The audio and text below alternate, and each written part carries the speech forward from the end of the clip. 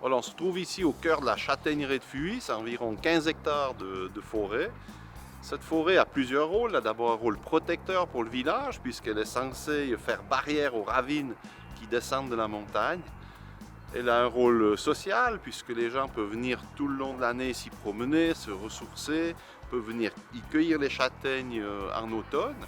Euh, il y a d'ailleurs une fête de la châtaigne à Fuy qui accueille plus de 40 000 personnes par année dans le courant du mois d'octobre. Et puis pour les vignerons, eh bien, c'est un vrai marqueur de nos terroirs granitiques puisque le châtaignier ne pousse pas sur terre calcaire. Le vignoble de Fuy, c'est un peu plus de 300 hectares. Sa particularité, c'est donc ce terroir granitique qui nous vient du massif des Aiguilles Rouges qu'on voit derrière moi. C'est le seul terroir granitique du Valais. Tout le reste en amont de Fuy sur du calcaire.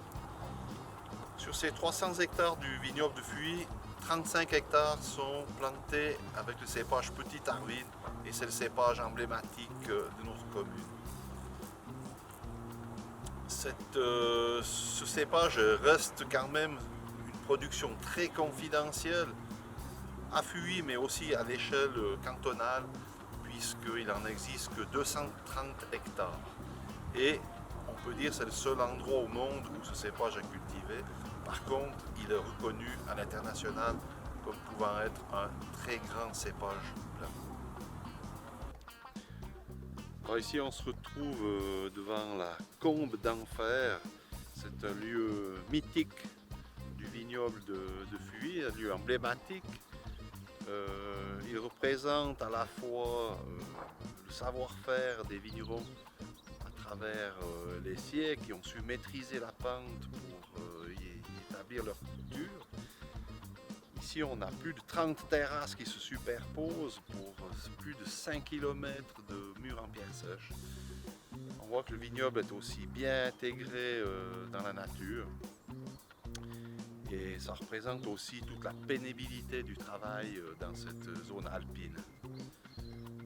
Ces terroirs sont aussi les terroirs où l'on cultive des cépages tels que la Petite Arvine, qui est notre cépage autochtone, qui se développe particulièrement bien sur ce terroir granitique.